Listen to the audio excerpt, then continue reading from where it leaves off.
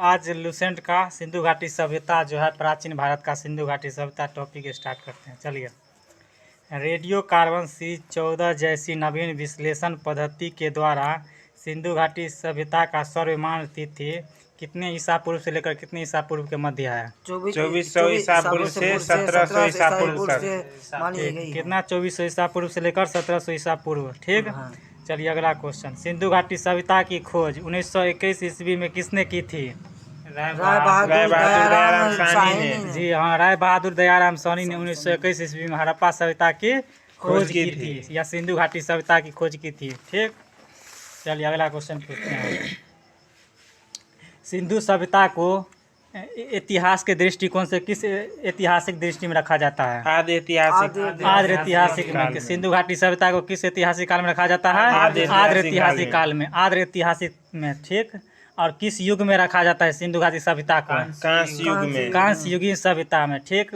उस समय जो है ना कांसा का प्रयोग बहुत ज़्यादा मात्रा में यूज हुआ था, जिस तांबा और टीन को मिलाकर कांसा बनते हैं, तो इसलिए ज़्यादा यूज हुआ है कांसा का, इसलिए से कांस्य युगीन सभ्यता भी कहते हैं। ठीक। चलिए बताइए आगे क्वेश्चन, सिंधु घाटी की सभ्यता का मुख्य निवासी कहाँ के थे?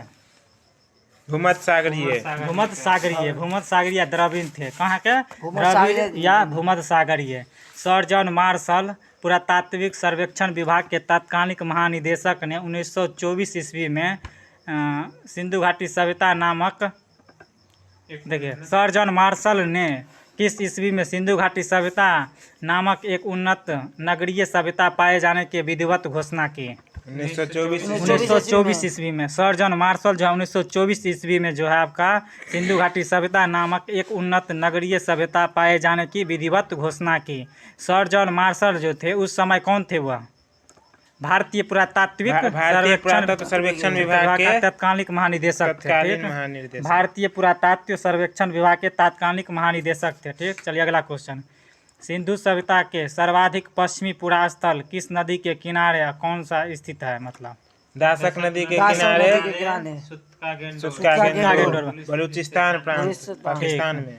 देखिए, सिंधु सभ्यता का सर्वाधिक पश्चिमी पुरास्थल कौन सा है? सुत्का गेंडोर। क्या है? सुत्का गेंडोर बलूचिस्तान में जो पड़ता है। और दासक नदी के किनारे है। कौन नदी के किनारे? दासक नदी के किनारे है। बताइए, सिंधु घाटी सभ्यता का सबसे पूर्वी पुरास्थल कौन सा है? सबसे पूर्वी पुरास्थल सिंधु घाटी सभ्यता का कौन सा है? हिंडन नदी के किनारे आलमगीरपुर। हाँ, देखिए, सबसे पूर्वी पुरास्थल सिंधु घाटी सभ्यता का क्या है? आलमगीरपुर, जो मेरठ में पड़ता है, यूपी के मेरठ में पड़ता है। ये जो है आपका हिंडन नदी पर है। किस नदी पर? हिंडन नदी पर। देखिए, सबसे पश्चिमी हो गया कौन? सुत्का गेंडोर। सबसे पश्चिमी हो गया सुत्का गेंडोर, जो बलूचिस्तान में पड़ता है। बलूचिस्तान के दासक नदी पर है। ठीक। और सबसे पूर्वी हो गया आपका कौन? आलमगीरपुर, जो हिंडन नदी में, हिंडन नदी के किनारे स्थित है। यह पड़ता है मेरठ के, उत्तर प्रदेश के मेरठ में। चलिए अगला क्वेश्चन बताइए, सिंधु घाटी सभ्यता के सबसे उत्तरी जो है कौन सा स्थल है? पुरास्थल अखनूर के निकट मांदा। जम्मू कश्मीर। किस नदी के किनारे है? चिनाब नदी के किनारे। देखिए, सिंधु घाटी सभ्यता का सबसे उत्तरी बिंदु जो है आपका, सबसे उत्तरी पुरास्थल मांदा है। क्या है? मांदा। ये जम्मू कश्मीर के अखनूर जिला में पड़ता है। ठीक। ये जो है आपका चिनाब नदी पर है। ठीक। चलिए दूसरा क्वेश्चन, सिंधु घाटी सभ्यता का सबसे दक्षिणी पुरास्थल कौन सा है? दायमाबाद। क्या है? दायमाबाद। किस नदी के किनारे है? अहमदनगर महाराष्ट्र में है। यह किस नदी के तट पे है? गोदावरी नदी के तट पर। देखिए, सबसे दक्षिणी हो गया आपका, सबसे दक्षिणी सिंधु घाटी सभ्यता का स्थल कौन हो गया? दायमाबाद, जो महाराष्ट्र के अहमदनगर में पड़ता है। ठीक। यह जो आपको गोदावरी नदी पर स्थित है। किस नदी पर? गोदावरी नदी पर। ठीक।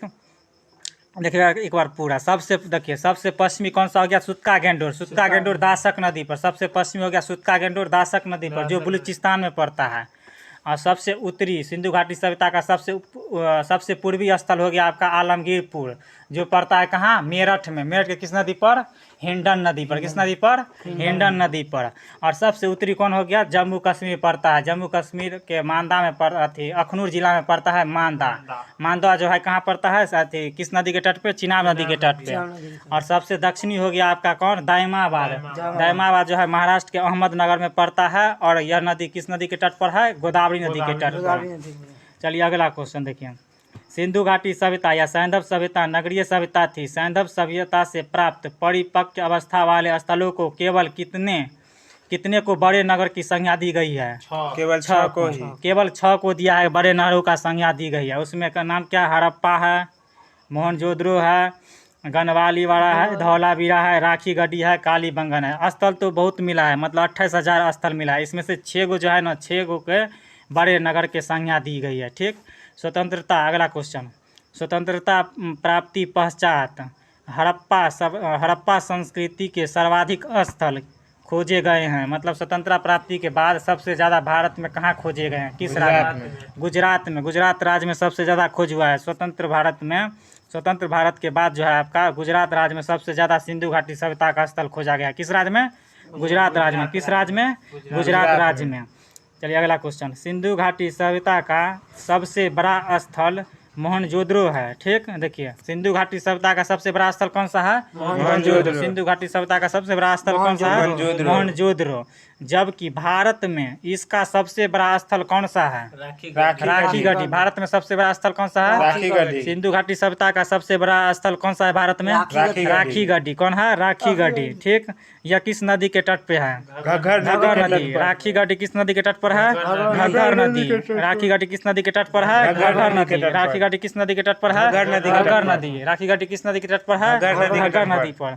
जो हरियाणा के किस जिला में पड़ता है, हिसार जिला में। हरियाणा के किस जिला में पड़ता है, हिसार जिला में। यह जो है हरियाणा के हिसार जिला में पड़ता है। इसकी खोज 1963 ईस्वी में किसने की थी, सूरज भान ने। किसने की थी, सूरज भान ने। किसने की थी, सूरज भान ने। देखिए भारत में स्थित सिंधु घाटी सभ्यता का सबसे बड़ा स्थल कौन सा है, राखी गढ़ी। कौन सा है, राखी गढ़ी। वही पूरे सिंधु घाटी सभ्यता का सबसे बड़ा स्थल कौन सा है, मोहनजोदड़ो है। यह पाकिस्तान में, कहाँ है, पाकिस्तान में मोहनजोदड़ो। अब भारत में स्थित सबसे बड़ा आपका कौन सा है स्थल, राखी गढ़ी। कौन नदी पर है, घग्गर नदी। 1963 ईस्वी में किसने खोजा था, ये सूरज भान ने। किसने, सूरज भान ने। यह हरियाणा के किस जिले में स्थित है, हिसार जिला में। हरियाणा के किस जिले में स्थित है, हिसार जिला में। इसका खोज 1963 ईस्वी में हुआ था। चलिए अगला क्वेश्चन। सिंधु सभ्यता का प्रमुख बंदरगाह कौन कौन थे, लोथल और सुतकोतदा। हाँ, लोथल और सुतकोतदा 2 बंदरगाह थे आपका। सिंधु सभ्यता का 2 बंदरगाह था, एक लोथल और दूसरा सुतकोतदा। लोथल और सुतकोतदा क्या थे, बंदरगाह थे। सिंधु घाटी सभ्यता के प्रमुख 2 बंदरगाह थे, लोथल और सुतकोतदा। बताइए, जुते हुए खेत और नक्काशीदार ईंटों का प्रयोग का साक्ष्य कहाँ से प्राप्त हुआ है, कालीबंगा से। कहाँ से, कालीबंगा से। जुते हुए खेत और नक्काशीदार ईंटे की खोज आपको जो है कहाँ से प्राप्त हुए हैं, कालीबंगा से। जुते हुए खेत और नक्काशीदार ईंटे कहाँ से प्राप्त हुआ है, कालीबंगा से। कालीबंगा कहाँ है, राजस्थान के हनुमानगढ़ जिला में है। कहाँ है, राजस्थान के हनुमानगढ़ जिला में कालीबंगा है। ठीक, कालीबंगा का मतलब होता है काले रंग का चूड़िया। ठीक, इसमें नहीं है। ऐसे कालीबंगा का अर्थ होता है, शाब्दिक अर्थ काले रंग की चूड़िया। और मोहनजोदड़ो का शाब्दिक अर्थ होता है मृतकों का टीला। ठीक, मृतकों का टीला होता है मोहनजोदड़ो को। चलिए अगला क्वेश्चन पूछते हैं। मोहनजोदड़ो से प्राप्त संभवतः सैंधव सभ्यता की सबसे बड़ी इमारत कौन सी है, स्नानागार। कौन सी, देखिए मोहनजोदड़ो से प्राप्त संभवतः सैंधव सभ्यता की सबसे बड़ी इमारत कौन सी है, स्नानागार। स्नानागार सैंधव सभ्यता की सबसे बड़ी इमारत थी। इसके मध्य में एक स्नान कुंड था। स्नान कुंड के टोटल लंबाई कितना था, 11.88 मीटर। हाँ, 11.88 मीटर लंबा था। यह स्नान कुंड जो था आपका कितना, 11.88 मीटर लंबा था। कितना मीटर चौड़ा था, 7.01 मीटर। हाँ, 7.01 मीटर क्या था, चौड़ा था। 7.01% क्या था, चौड़ा था। और जबकि इसका गहराई कितना था, 2.43 मीटर। हाँ, 2.43% इसका गहरा था। 2.43% क्या था, गहरा था। अच्छा सॉरी, परसेंट ने पॉइंट, 2.43 मीटर क्या था, गहरा था। चलिए, अग्निकुंड अग्निकुंड लोथल अग्निकुंड जो है कहाँ कहाँ से प्राप्त हुआ है? लोथल एवं कालीबंगन से। लोथल एवं कालीबंगन से। देखिए अग्निकुंड का प्रमाण जो है आपका लोथल और कालीबंगन से प्राप्त हुआ है। ठीक, एक जगह और से भी प्राप्त हुआ है, उसका नाम है बनवाली। समझ गए, 3 जगह से प्राप्त हुआ है, लोथल, कालीबंगन और बनवाली। इसका याद रखने का ट्रिक है कलब। क से हो गया कालीबंगन, ल से हो गया लोथल और व से हो गया बनवाली वाला। अग्निकुंड का प्रमाण 3 जगह से प्राप्त हुआ है। कहाँ से? कलब से प्राप्त हुआ है। कहाँ से? कलब से। कलब से क से हो गया कालीबंगन, लोथल और व से बनवाली। ठीक, चलिए अगला क्वेश्चन। बनवाली। ठीक, अगला क्वेश्चन पूछते हैं। मोहनजोदड़ो से प्राप्त एक शिल पर कितने मुख वाले देवता विराजमान थे? 3 मुख वाले। कितने? 3 मुख वाले। इसको पशुपतिनाथ ही बोलते हैं। ठीक, इनके चारों ओर कौन कौन से पशु विराजमान थे?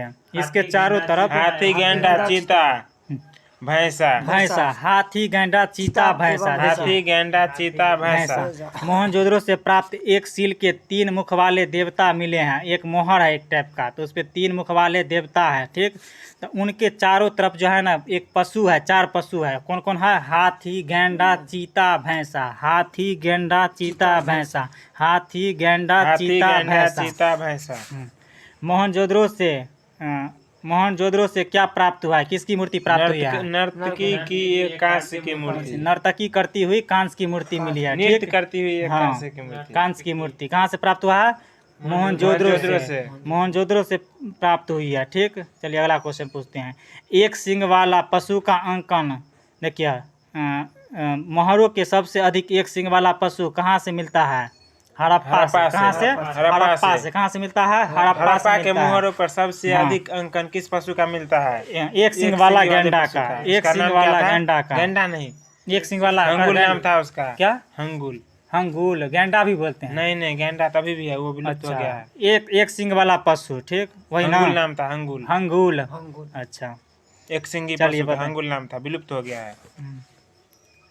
यहाँ से प्राप्त एक आयताकार मोहर में स्त्री के गर्भ से क्या निकला हुआ दिखाया गया है? वृक्ष। क्या? वृक्ष। कहाँ से? हड़प्पा से। हड़प्पा से एक आयताकार मोहर की प्राप्ति हुई है, जिसमें महिला के गर्भ से क्या निकला हुआ दिखाया गया है?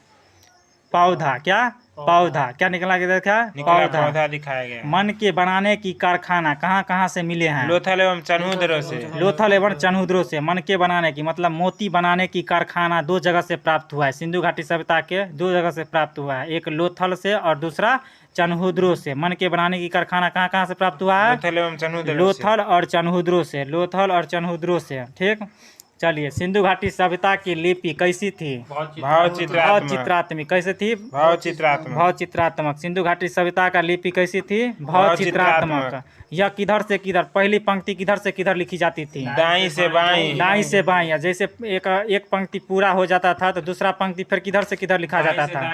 हाँ, बाईं से दाईं की ओर। बाईं से दाईं की ओर लिखा जाता था। ठीक, चलिए लेखन कला के उचित प्रणाली विकसित करने वाली पहली सभ्यता कौन सी सभ्यता है? सुमेरियन सभ्यता। सुमेरियन सभ्यता का दूसरा नाम है मेसोपोटामिया की सभ्यता। समझ गए? क्या नाम है? मेसोपोटामिया की सभ्यता। इसमें नहीं दिया गया, मेसोपोटामिया की सभ्यता है। और मेसोपोटामिया की सभ्यता जो है ना कहाँ पनपा था? इराक में। कहाँ? इराक में विकसित हुआ था। किस नदी के तट पर? दजला और फरात। दजला और फरात के नदी पर। इसी को बोलते हैं सुमेरियन सभ्यता। तो लेखन कला के उचित प्रणाली का विकसित करने वाली पहली सभ्यता कौन है? सुमेरियन सभ्यता या सुमेरिया सभ्यता। ठीक, चलिए अगला क्वेश्चन। सिंधु सभ्यता के लोगों ने नगरों तथा घरों के विन्यास के लिए कौन पद्धति अपनाई थी? ग्रिड पद्धति। सिंधु सभ्यता के लोगों ने नगरों एवं घरों के विन्यास के लिए कौन सी पद्धति अपनाई थी? ग्रिड पद्धति। कौन पद्धति? ग्रिड पद्धति। ठीक, घरों के दरवाजा और खिड़कियाँ कहाँ खुलती थी? मतलब सिंधु घाटी सभ्यता का जो सड़क मतलब घर का दरवाजा तो होता था और खिड़कियाँ होता था, वह कहाँ खुलते थे?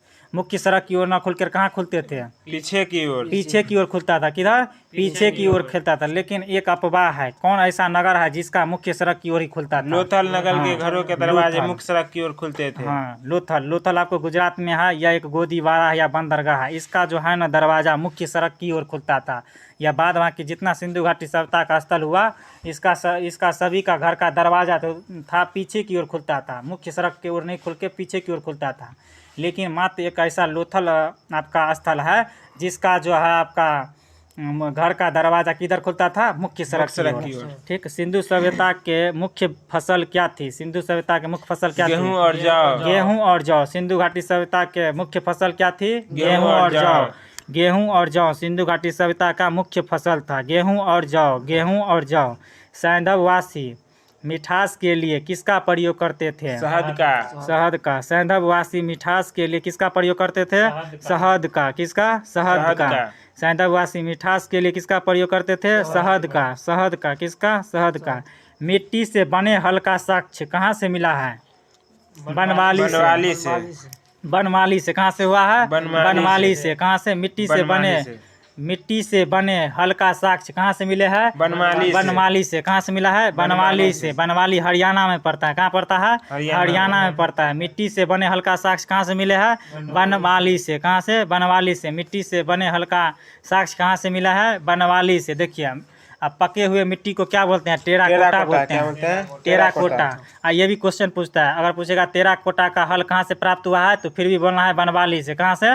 बनवाली से। टेराकोटा का हल कहाँ से मिला है? बनवाली से। ठीक। चलिए अगला क्वेश्चन। चावल के दाना कहाँ से मिले हैं? सिंधु घाटी सभ्यता के चावल के दाना कहाँ से मिले हैं? किस स्थल से? रंगपुर और लोथल से। रंगपुर और लोथल से चावल के दाना कहाँ से मिले हैं? लोथल और रंगपुर से। ठीक। जिससे धान की खेती होने का प्रमाण मिलता है। मिलता है कि नहीं मिलता है? मिलता है। चावल के प्रथम साक्ष्य कहाँ से मिले हैं? लोथल से। चावल के प्रथम साक्ष्य कहाँ से मिले हैं? लोथल से। लेकिन चावल दो जगह मिला है, रंगपुर और लोथल दोनों जगह से मिला है ना। लेकिन पहले बार कहाँ मिला है? लोथल में। कहाँ से मिले हैं? पहले बार लोथल से। चलिए अगला क्वेश्चन। घोड़े का अस्थि पंजर कहाँ सिंधु घाटी सैंधव कालीन में घोड़े का अस्थि पंजर कहाँ से मिले हैं? सुतकोटदा, कालीबंगन और लोथल। सुतकोटदा, कालीबंगन और लोथल से सैंधव कालीन घोड़े का अस्थि पंजर मिला है। कहाँ से? सुरकोटदा, कालीबंगन एवं लोथल से। हाँ, सुरकोटदा, कालीबंगन एवं लोथल। सुरकोटदा, कालीबंगन और लोथल। सुरकोटदा, कालीबंगन और लोथल से घोड़े का अस्थि पंजर मिला है। सुरकोटदा, कालीबंगन और लोथल से। तौल का जो इकाई होता था, मतलब वजन करने के लिए जो इकाई होता था, उस किस अनुपात में होता था? 16 के अनुपात में। वजन करने के सिंधु घाटी के जो आदिवासी सब जो था, वो तौल के लिए किस अनुपात में बटघारा का यूज करते थे? 16 के अनुपात में। किसके अनुपात में? 16 के अनुपात में। ठीक। और अगला क्वेश्चन पूछते हैं। चलिए, सैंधव सभ्यता के लोग यातायात के लिए कितने पहियों और कितने पहियों वाली भैंसा गाड़ी या बैलगाड़ी का प्रयोग करते थे? 2 एवं 4 पहिया। 4 पहियों वाली। सैंधववासी जो था ना, यातायात के लिए आपका जो था 2 पहिया या 4 पहिया, 2 पहिया या 4 पहिया वाला लेकर भैंसा गाड़ी या बैलगाड़ी का प्रयोग करते थे। भैंसा गाड़ी या बैलगाड़ी 2 पहिया और 4 पहिया वाली। बताइए, मेसोपोटामिया की अभिलेखों में वर्णित मेलुहा शब्द का अभिप्राय किस सभ्यता से है? सिंधु सभ्यता से। किस सभ्यता से? सिंधु सभ्यता से। किस सभ्यता से? सिंधु सभ्यता से। मेसोपोटामिया की सभ्यता के अभिलेखों में वर्णित मेलुहा शब्द जो है किस सभ्यता के लिए प्रयोग में क्या था? सिंधु सभ्यता के लिए। देखिए, मेसोपोटामिया का जो सभ्यता था ना, तो मेसोपोटामिया की सभ्यता में सिंधु सभ्यता नहीं बोलता था, मेहुला शब्द का बारे में मेलुहा शब्द का प्रयोग करते थे। ठीक। चलिए अगला क्वेश्चन पूछते हैं। हड़प्पा संस्कृति का शासन किनके हाथों में था? वणिक वर्ग के हाथों में। वणिक बोलते हैं व्यापार को। ठीक। तो हड़प्पा संस्कृति का शासन किसके हाथों में था? व्यापारी वर्ग के हाथों में या वणिक वर्ग के हाथों में? वणिक वर्ग के हाथों में। हड़प्पा संस्कृति का शासन किसके हाथ में था? वणिक वर्ग के हाथों में। हड़प्पा सभ्यता का जो शासन प्रशासन दिखता था, यह किसके हाथों में था? वणिक वर्ग के हाथों में।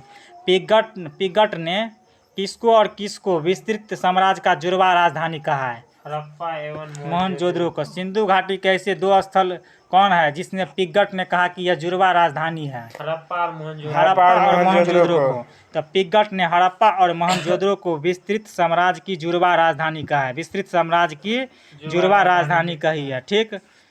सिंधु सभ्यता को लोग धरती को किसका देवी मानकर उसकी पूजा करते थे? मातृदेवी। मातृदेवी ने उर्वरता की देवी। किसका? उर्वरता की देवी। हाँ, उर्वरता की देवी मानकर पूजा करते थे, मिट्टी को। मतलब समझ गए ना? सिंधु सभ्यता के लोग धरती को किसकी देवी मानकर पूजा करते थे? उर्वरता की देवी मानकर। वृक्ष पूजा का प्रचलन सर्वप्रथम किस सभ्यता में देखने को मिलता है? सिंधु सभ्यता में। वृक्ष पूजा का प्रचलन सबसे पहले किस सभ्यता में देखने को मिलता है? सिंधु सभ्यता में। शिव पूजा का प्रचलन का साक्ष्य सर्वप्रथम कब देखने को मिलता है? किस सभ्यता में? सिंधु सभ्यता में। सिंधु सभ्यता में। वृक्ष पूजा और शिव पूजा का प्रचलन का साक्ष्य भी हमें सिंधु घाटी सभ्यता से ही प्राप्त होता है। शिव पूजा और वृक्ष पूजा का प्रचलन का साक्ष्य भी हमें कहाँ से प्राप्त होता है? सिंधु सभ्यता से। चलिए, स्वास्तिक चिन्ह संभवतः हड़प्पा की देन है। स्वास्तिक चिन्ह जो है किस सभ्यता की देन है? स्वास्तिक चिन्ह सिंधु सभ्यता की या सिंधु सभ्यता या हड़प्पा सभ्यता की देन है। स्वास्तिक चिन्ह जो होता है किसका? हड़प्पा सभ्यता की देन है। इस चिन्ह से किसकी उपासना का अनुमान लगाया जाता है? सूर्य उपासना का। किसका? सूर्य उपासना का। किसका? सूर्य उपासना का। चलिए, सिंधु सभ्यता में किस देवी की उपासना सर्वाधिक प्रचलित थी? मातृदेवी का। किसका? मातृदेवी का। सिंधु सभ्यता में किस देवी का उपासना सर्वाधिक प्रचलित थी? मातृदेवी का। किसका? मातृदेवी का।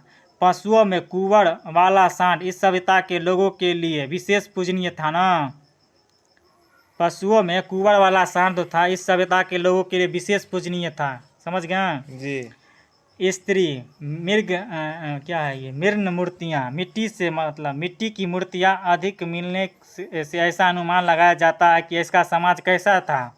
मातृसत्तात्मक। तक ये क्वेश्चन बन सकता है कि सिंधु घाटी सभ्यता को जो है आपका सिंधु घाटी सभ्यता जो था यह कैसा समाज था? मातृसत्तात्मक। कैसा समाज था? मातृसत्तात्मक। ठीक। चलिए अगला क्वेश्चन। सैंधववासी किस वस्त्र का प्रयोग करते थे? सूती एवं ऊनी वस्त्रों का। सैंधववासी जो था आपका सूती और ऊनी दोनों प्रकार के वस्त्रों का प्रयोग करते थे। सैंधववासी जो थे सूती और ऊनी दोनों वस्त्रों का प्रयोग करते थे। ठीक। चलिए, मनोरंजन के लिए सैंधववासी क्या करना पसंद करते थे?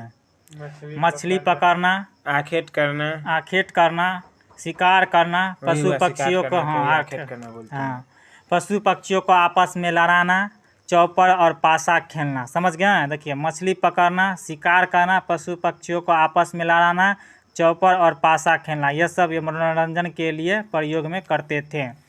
सिंधु सभ्यता के लोग काले रंग से डिजाइन किए हुए किस मिट्टी के बर्तन बनाते थे? लाल मिट्टी। किस मिट्टी? लाल मिट्टी से। सिंधु सभ्यता के लोग काले रंग से डिजाइन किए हुए किस मिट्टी के बर्तन बनाते थे? लाल मिट्टी का बर्तन बनाते थे। सिंधु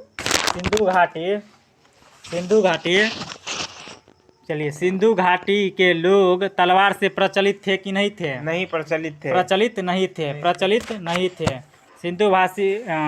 सिंधु घाटी के लोग तलवार से प्रचलित थे कि नहीं थे? नहीं थे। प्रचलित नहीं थे।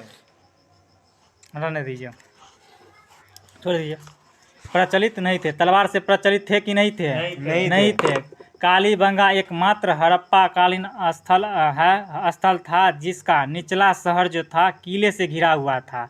तो कौन ऐसा सिंधु घाटी सभ्यता का एक ऐसा मात्र स्थल है जिसका निचला शहर जो था किले से घिरा हुआ था? कालीबंगा सिंधु घाटी सभ्यता का एक ऐसा मात्र सिंधु घाटी सभ्यता स्थल है जिसका निचला शहर किले से घिरा हुआ था। निचला शहर सामान्य लोगों के रहने हेतु था। हाँ, सामान्य लोगों के निचला शरण था, किले से घिरा हुआ था। सही से बैठो। कालीबंगा का अर्थ क्या होता है? काली बंगन का अर्थ होता है काली चूड़िया। काली बंगन का अर्थ क्या होता है? काले रंग की चूड़ियाँ। काली रंग का चूड़िया। रंग नहीं लिखा है इसमें। काली नहीं लिखा है तो काली चूड़िया होता है, काले रंग की चूड़िया। ठीक है ना। यहाँ से पूर्व हड़प्पा स्तरों के खेत जोते जाने और अग्नि पूजन की प्रथा से प्रमाण मिलते हैं। कहाँ से? हड़प्पा के स्तरों के खेत जोते जाने और अग्नि पूजा का प्रथम। कहाँ से? कालीबंगा से। कहाँ से? कालीबंगा में खेते हुए जोत का साक्ष्य कहाँ से मिला है? कालीबंगा से। जोते हुए खेतों का साक्ष्य कहाँ से मिला है? कालीबंगा से। अग्नि पूजा का प्रचलन कहाँ से मिला है? कालीबंगा से। अग्नि पूजा का प्रचलन कहाँ से देखने को मिलता है? कालीबंगा से। जुते हुए खेत का साक्ष्य कहाँ से प्राप्त हुए हैं? कालीबंगा से। बताइए, सैंधव प्रदा प्रथा और वैश्यावृत्ति सैंधव सभ्यता में प्रचलित थे कि नहीं प्रचलित थे? प्रचलित थे। प्रदा प्रथा और वैश्यावृत्ति सैंधव सभ्यता में प्रचलित थे। समझ गया जी। शवों को जलाने के लिए या गाड़ने के लिए दोनों प्रथाएं प्रचलित थी। मतलब शवों को दफनाने के लिए कौन सी प्रचलित थी? कौन सी व्यवस्था प्रचलित? जलाने एवं गाड़ने दोनों की प्रथा प्रचलित थी। ठीक। तो बताइए, हड़प्पा में जो शवों को दफनाया जाता था कि हड़प्पा में शवों को दफनाया जाता था। हाँ। और मोहनजोदड़ो में जलाया जाता था। देखिए, हड़प्पा में क्या करता था? दफनाया जाता था। क्या करता था? हड़प्पा में दफनाया जाता था। हड़प्पा में क्या करा जाता था? दफनाया जाता था। शवों को हड़प्पा में दफनाया जाता था। जबकि मोहनजोदड़ो में क्या होता था? जलाने की प्रथा थी। जलाने की प्रथा थी। ठीक। युगल समाधि कहाँ से मिली है? युगल समाधियाँ कहाँ से मिली है? लोथल एवं कालीबंगा में युग्म समाधियाँ। हाँ, युग्म समाधि मिली है। कहाँ से? लोथल एवं कालीबंगन से। और कालीबंगन से। युग्म समाधि कहाँ से मिली है? लोथल और कालीबंगन से। सैंधव सभ्यता के विनाश का संभवतः सबसे बड़े कारण क्या माना जाता है? सैंधव वासी का विनाश का सबसे बड़ा प्रमुख कारण क्या माना जाता है? बाढ़। क्या माना जाता है? बाढ़। क्या माना जाता है? बाढ़। मतलब सिंधु घाटी सभ्यता का अंत कैसे हुआ था? बाढ़ के कारण। ठीक। आग से मतलब आग की पकी हुई मिट्टी को क्या बोलते हैं? टेराकोटा। आग से पकी हुई मिट्टी को क्या बोलते हैं? टेराकोटा। आग में पकी हुई मिट्टी को टेराकोटा बोलते हैं। ठीक। चलिए और क्वेश्चन पूछते हैं। अब ये पूछते हैं, ठीक, स्थल कहाँ से प्राप्त हुआ है? इसको ठीक नहीं बोलना है ज़्यादा। बताइए, हड़प्पा किस नदी के तट पे है? हड़प्पा सिंधु नदी के।